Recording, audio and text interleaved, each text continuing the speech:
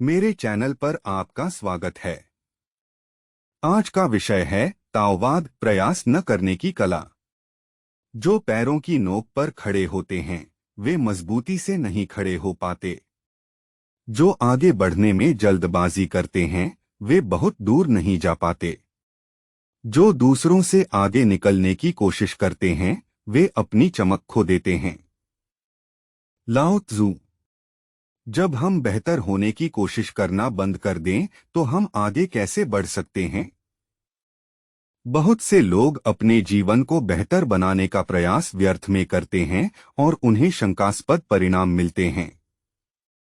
वे ज्ञान प्राप्त करते हैं और बाहरी चीजों के पीछे भागते हैं, जबकि वे अपना शरीर और दिमाग थका देते हैं केवल असंतोष में पहुंचने के लिए। ताओवादियों ने देखा कि मनुष्य अक्सर विपरीत उत्पादक कार्यों की ओर मुड़ते हैं और प्राकृतिक तरीके को बदलने की अपनी कोशिशों में वे केवल चीजों को और बिगाड़ देते हैं। ये सभी प्रयास नियम, नैतिकता, मूल्य निश्चित रूप से मानवता के लाभ के लिए आविष्कृत किए गए हैं। लेकिन प्राचीन ताओवादी ऋषियों के अनुसार हमें इन सभी से मुक्त हो जाना चाहिए, क्योंकि ये सभी मनुष्य निर्मित विचार हमें केवल जीवन के प्राकृतिक प्रवाह से और दूर ले जाते हैं। प्रकृति के इरादों को बदलने की कोशिश करना धारा के विरुद्ध तैरने जैसा है। यह थकाने वाला है और हमें कहीं नहीं ले जाता। यह वीडियो दुनिया को बदलने की कोशिश न करने के बारे में है, ताकि दुनिया पाई जा सके। हमेशा बदलते ब्रह्मांड के पीछे एक रहस्यमय और अपरिभाषित शक्ति छिपी हुई है, जिसे ताओवादी ताओ कहते हैं, बेहतर शब्द की कमी के कारण। ताओ सर्वव्यापी है और यह हमारी इंद्रियों द्वारा ग्रहण किए जा सकने वाली हर चीज से परे है। फिर भी हम ताओ को जान और महसूस कर सकते हैं, हालांकि हम इसे समझ नहीं सकते।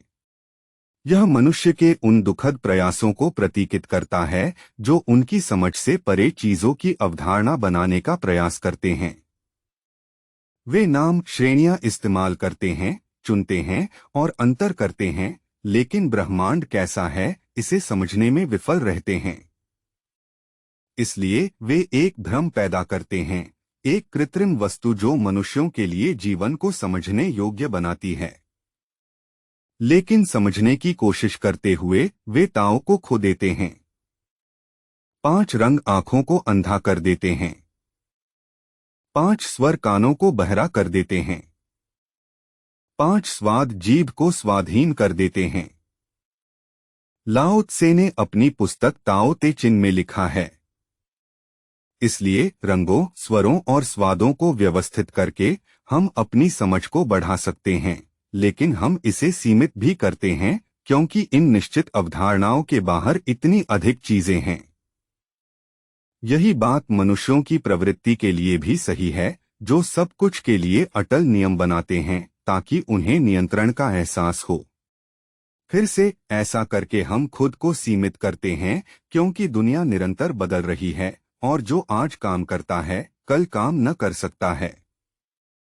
इसके अलावा एकता और न्याय की भावना से लोग विशाल नैतिकता, आचार संहिताएं और रीति रिवाज बनाते हैं जो एक कृत्रिम जीवन शैली का निर्माण करते हैं। यद्यपि इरादे अच्छे हैं, वे चीजों को काम कराने की कोशिश करते हैं जबकि अपनी कैद बना रहे होते हैं। अब आइए प्रयास शब्द के बारे में बात करते हैं। मुझे लगता है हम में से अधिकांश लोग इस विचार से परिचित हैं कि हमें बस करना चाहिए और प्रयास नहीं करना चाहिए। यह विचार फ्लो स्टेट से घनिष्ठ रूप से संबंधित है। फ्लो स्टेट में कोई व्यक्ति कर्म बन जाता है, जैसे कि नर्तक नृत्य बन जाता है या कवि कविता बन जाता है। इसे वू वेई कहा जाता है, एक अवधारणा जिसे शाब्दिक रूप से अकर्म या कुछ न करना के रूप में अनुवाद किया जा सकता है। फ्लो स्टेट के संदर्भ में वो वेई का सर्वोत्तम अनुवाद प्रयासरहित क्रिया के रूप में हो सकता है, क्योंकि हम एक सहज और निर्बाध ढंग से कार्य करते हैं। हालांकि इस वीडियो के संदर्भ में वो वेई का अनुवाद अकर्म या कुछ न करना सबसे उपयुक्त है।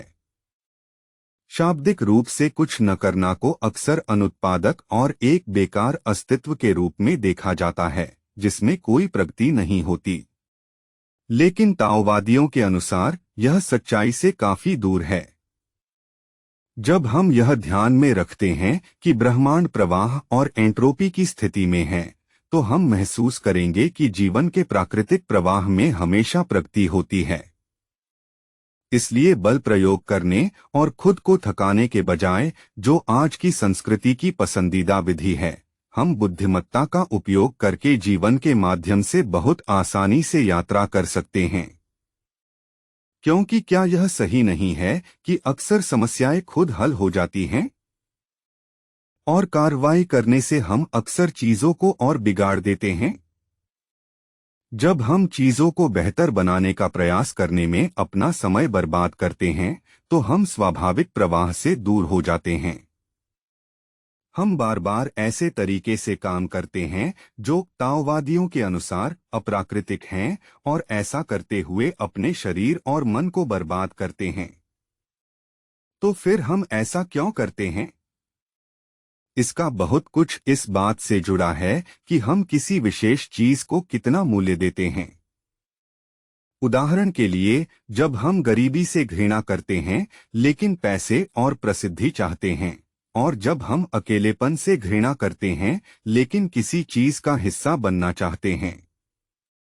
इसलिए हम पहले वाले को समाप्त करने का प्रयास करते हैं और दूसरे को बढ़ाने का प्रयास करते हैं, जबकि दूसरा पहले के बिना मौजूद नहीं हो सकता। इसके अलावा हमें लगता है कि कुछ विश्वास प्रणालियों के आधार पर प्रकृति के साथ मेलजोल करना और उसे बदलना आवश्यक है। हम दुनिया को बेहतर बनाने का प्रयास करते हैं, जबकि हमारे हस्तक्षेपों के परिणाम कुछ संदिग्ध हैं। अब हम इन प्राचीन सिद्धांतों को आधुनिक दुनिया में कैसे ला सकते हैं? ताओवादी सोच के अनुसार हम आधुनिक मनुष्य किस तरह से प्रयास करते हैं, जबकि हमारे प्रयासों से हमें अंत में सिर्फ छोटी मोटी चीजें ही हासिल हो पाती हैं। आइए हम प्राचीन ताओवादी ग्रंथों ताओ ते चिंग और जुआंगजी का उपयोग करके यह जानने का प्रयास करें कि हम प्रयास किस तरह करते हैं। पहला उदाहरण है दुनिया को बेहतर बनाने का प्रयास। एलन वॉट्स, जो ताओवाद के एक उत्साही विद्वान थे, ने एक बार इशारा किया था कि समाज के अच्छे भले लोग सबसे बड़े परेशानियों का कारण हैं। उनका दुनिया को बचाना चाहिए रवैया अक्सर इसलिए प्राकृतिक रुख को बाधित करता है क्योंकि वे अच्छे और बुरे के बारे में मनुष्य निर्मित विचारों को लागू करना चाहते हैं। एक उदाहरण साम्यवाद है, जो मूल रूप से समानता और वस्तुओं के ईमानदार वितरण पर आधारित मानवता को बेहतर बनाने की इच्छा से उभरा था। हालांकि इस दृष्टिकोण के प्राकृतिक होने पर चर्चा को छोड़कर साम्यवादियों ने अपनी विचारधारा फैलाने के तरीके बिल्कुल क्रूर थे। जुआंगजी में हमें येन हुई नाम के एक व्यक्ति के बारे में एक कहानी मिलती है, जिसने अक्षम शासक द्वारा शासित होने के बाद वे देश की यात्रा की अनुमति के लिए कन्फ्यूशियस से अनुरोध किया था। येन हुई शासन के बारे में सीखे सब कुछ का उपयोग करके वे देश को बेहतर बनाना चाहता था। हालांकि कन्फ्यूशियस ने उसे ऐसा करने से मना किया, न केवल इसलिए क्योंकि वेई का अत्यधिक असहमत नेता सुनने की संभावना नहीं थी, बल्कि इसलिए भी क्योंकि आम तौर पर लोग बाहरी लोगों को पसंद नहीं करते जो नैतिक वर्चस्व की स्थिति से उनके लिए बेहतर क्या है यह बताने आते हैं। जैसा कि कन्फ्यूशियस ने कहा, मैं उद्धरण देता हूं, यदि आप मनुष्यों के मन को नहीं समझते लेकिन बजाय एक तानाशाह के सामने प्रकट होकर उसे दया और धर्म के उपदेश सुनने, मापदंडों और मानकों पर बात करने के लिए मजबूर करते हैं, तो यह बस दूसरे लोगों की बुराइयों का इस्तेमाल अपनी उत्कृष्टता का प्रदर्शन करने के लिए करना है। उद्धरण समाप्त। हम खुद से पूछ सकते हैं, नैतिक ऊंचाई पर अच्छी भूमिका बनाने के लिए दूसरों की गलतियों का उपयोग करना किस तरह से है? यह केवल अधिक विभाजन और तनाव पैदा करता है और सतत रूप से बेहतरी के लिए चीजों को बदलने की संभावना नहीं रखता। जैसा कि लाओ त्जू ने ताओ ते चिंग में कहा है, मैं उद्धरण देता हूं। क्या आप दुनिया पर राज करना और उस पर नियंत्रण चाहते हैं? मुझे नहीं लगता यह कभी हो सकता है। दुनिया एक पवित्र पात्र है और इस पर नियंत्रण नहीं किया जा सकता। आप इसे और बिगाड़ेंगे यदि आप प्रयास करते हैं। यह आपकी उंगलियों से फिसलकर गायब हो सकता है। उद्धरण समाप्त। अब दूसरा है खुश रहने का प्रयास। चाहे वह पैसे, दर्जे, प्रसिद्धि, शक्ति या ज्ञान का पीछा हो, ये लगातार प्रयास खुश रहने के लिए ही वजह हैं कि हम खुश नहीं रह पाते। हमें लगता है कि हम खुश हैं जब हमारे बैंक में $1 मिलियन होते हैं, या जब हम अंत में वो किताब प्रकाशित कर देते हैं, या जब हमारे YouTube चैनल के 100 के सब्सक्राइबर हो जाते हैं, लेकिन यह मामला बिल्कुल भी नहीं है। बेशक हम कुछ क्षणिक सुख का आनंद लेते हैं, लेकिन ताओवादियों के अनुसार यह खुशी नहीं है। इसके अलावा इस पीछा करने से हम अपने शरीर और दिमाग को शिकस्त कर लेते हैं, जबकि दुखद रूप से हम कभी भी उसे प्राप्त नहीं कर पाते जिसकी हम तलाश में हैं। मैं उद्धरण देता हूं।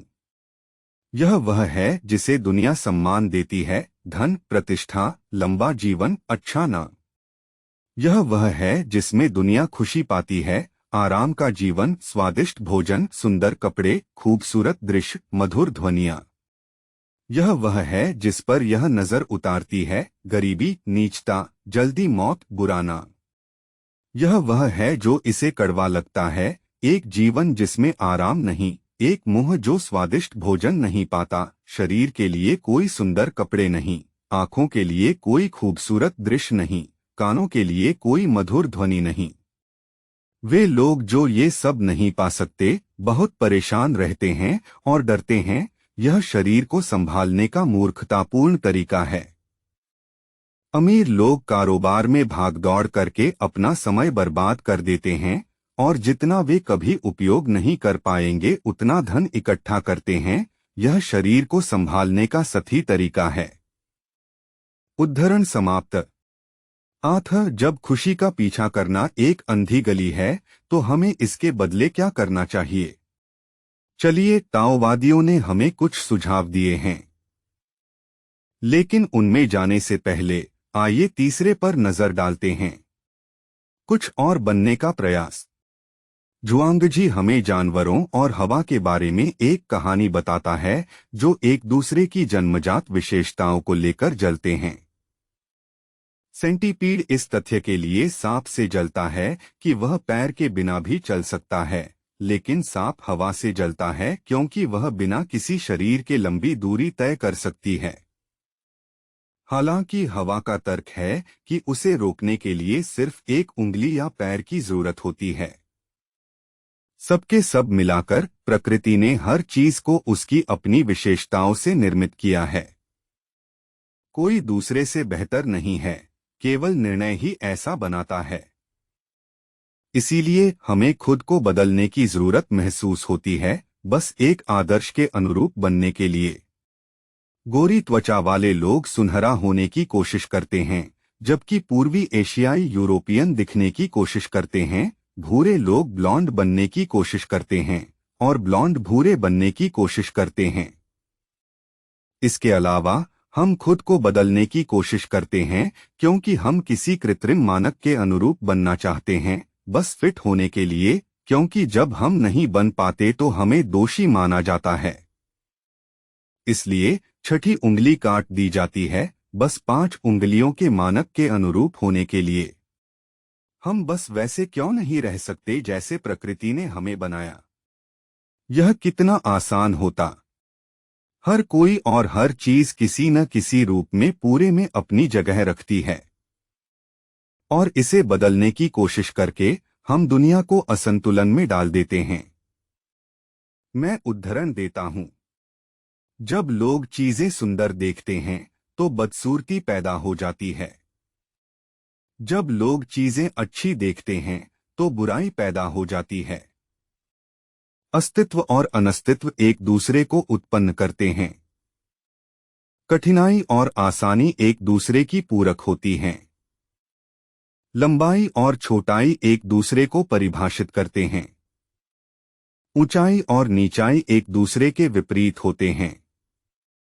आगे और पीछे एक दूसरे का अनुसरण करते हैं। उद्धरण समाप्त। अतः हम इन विचारों को कैसे व्यवहार में उतार सकते हैं? ताओवादियों ने कई बातें सुझाई हैं। सबसे पहले झुआंगजी मध्यम मार्ग अपनाने के लाभ पर इशारा करता है। इसका मतलब है कि हमें अपनी क्षमता से ऊपर नहीं जाना चाहिए, बल्कि केंद्रित रहना चाहिए, ताकि हम अपना स्वास्थ्य संरक्षित रखें और अपनी स्वाभाविक अवस्था के करीब रहें। मैं उद्धरण देता हूं। मध्य मार्ग का अनुसरण करो, जो निरंतर है, उसके अनुसार चलो और तुम एक टुकड़े में बने रह सकोगे, खुद को जिंदा रख सकोगे, अपने माता पिता का ध्यान रख सकोगे और अपने साल पूरे कर सकोगे। उद्धरण समाप्त। ताओ निरंतर है और लाओ त्जू के अनुसार जो ताओ की खोज में है, वह हर रोज कुछ न कुछ नया भूल जाता है। इसलिए किसी विश्वास प्रणाली से खुद को सीमित करने के बजाय हम छोड़ देते हैं, अपने मन को खुला रखते हैं और ब्रह्मांड को खुद को वैसे दिखाने का मौका देते हैं जैसा वह है। प्रकृति को बदलने की कोशिश करना एक व्यर्थ प्रयास है, ठीक उसी तरह जैसे हमारे प्रकृति के दृष्टिकोण को धुंधला करने की कोशिश करना व्यर्थ है।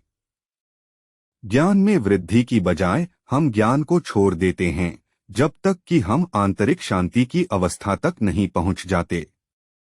केवल तभी हम खुद को ताओ के लिए खोल देते हैं, या हमारी ईश्वरवादी दृष्टि से जिसे हम भगवान कह सकते हैं। इस रिक्तता की अवस्था में हमें संतोष महसूस होता है और संतोष ही सच्ची खुशी है। ताओवादी इस प्रक्रिया को दिल के उपवास कहते हैं।